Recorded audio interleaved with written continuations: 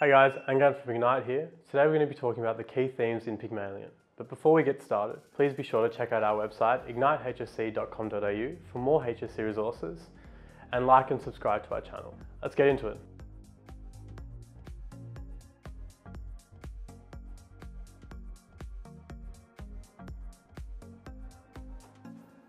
So there are three key things when you want to think about the themes and their relevance to Pygmalion. Language as power, appearance as status, and manners as stature. So the first part, language as power, is obviously very relevant to the rubric, which asks you to decide the purpose of language and how language operates in different contexts. Now this is really relevant to Pygmalion because we see how language is interpreted as very multifaceted. We have Higgins, who's a phonetics professor, and Eliza, who possesses a Cockney accent and has a very fractured and abrupt relationship with the language. Now, if you think about the broader landscape of Pygmalion, it was a time when there was quite a lot of social class distinctions, and education played a very important role in determining your status in society. So in that sense, if we think about Higgins as upper class, Eliza as lower class, we see Higgins using language to manipulate. We see Higgins using language as a key defining factor in class, identity, where someone's from, all of those issues. And he uses this to mock Eliza, but also as a strange pet project to try and reform her. Now, we do see Eliza develop skills in language as the play progresses. And this is a really interesting progression because it shows us how language at its very surface level can be a way of achieving social clout. However, as is typical of Shaw's writing, he tends to satirize these issues. And by satirize, I mean he shows how language can be used to isolate the lower class, i.e. Eliza, and the poor way in which she's treated by Higgins. But he also uses it to show how it can undermine these rigid values that people in the higher classes may have.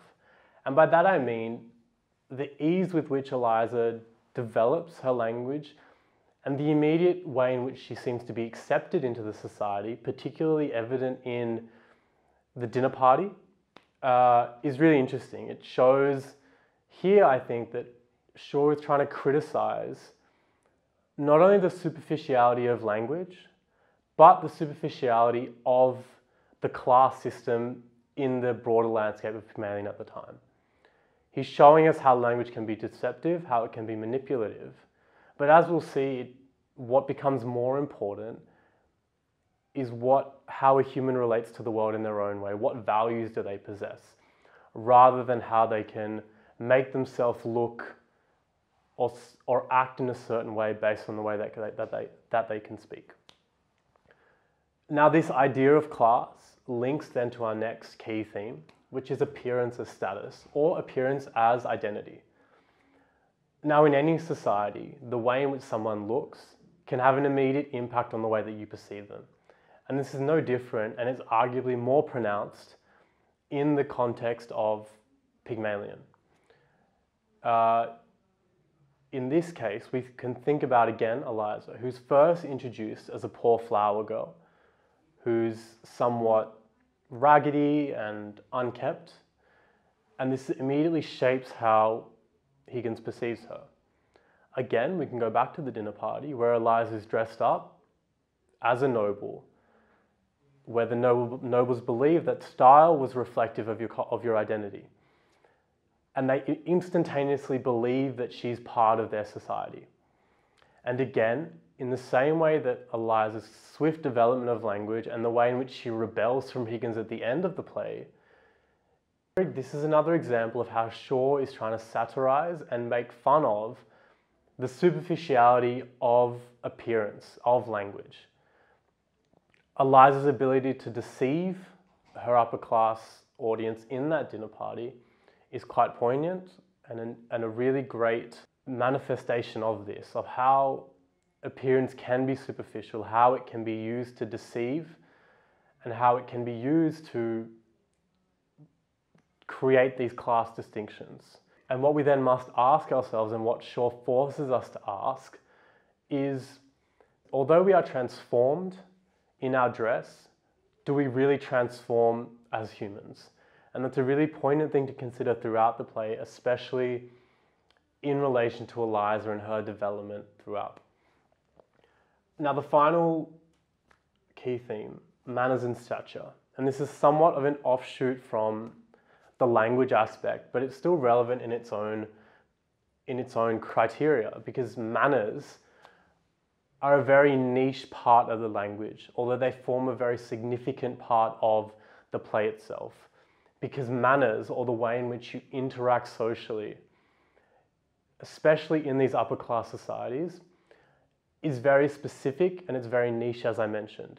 The way in which you communicate, the way in which you exercise restraint, and the specific topics that you talk about and what you don't talk about have a dramatic standing on the way in which you are perceived by others.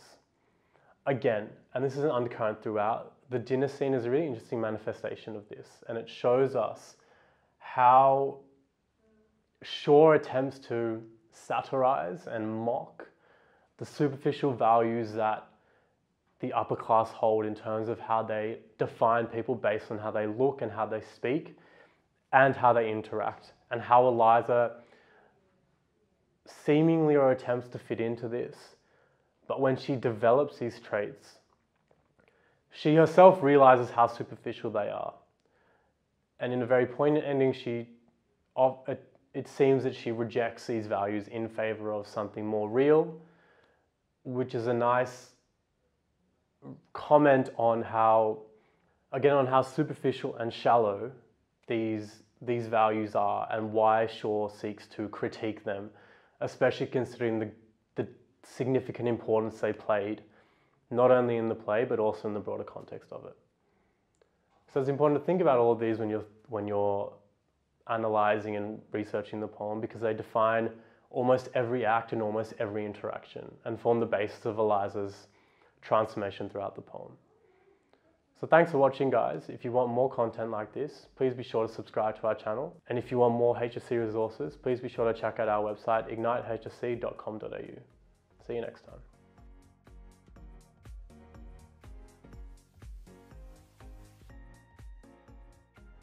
Hey guys, thank you so much for watching. If you do like the content, subscribe to our channel and we'll have more videos coming your way. That's right, guys. Thanks for watching, and please make sure you check out our online resource database. We've had a team of state rank achievers and heads of English put these together for you, covering everything from essay structures and examples all the way through to craft of writing and comprehension skills. So check them out at ignitehsc.com.au, and we look forward to seeing you in the next video.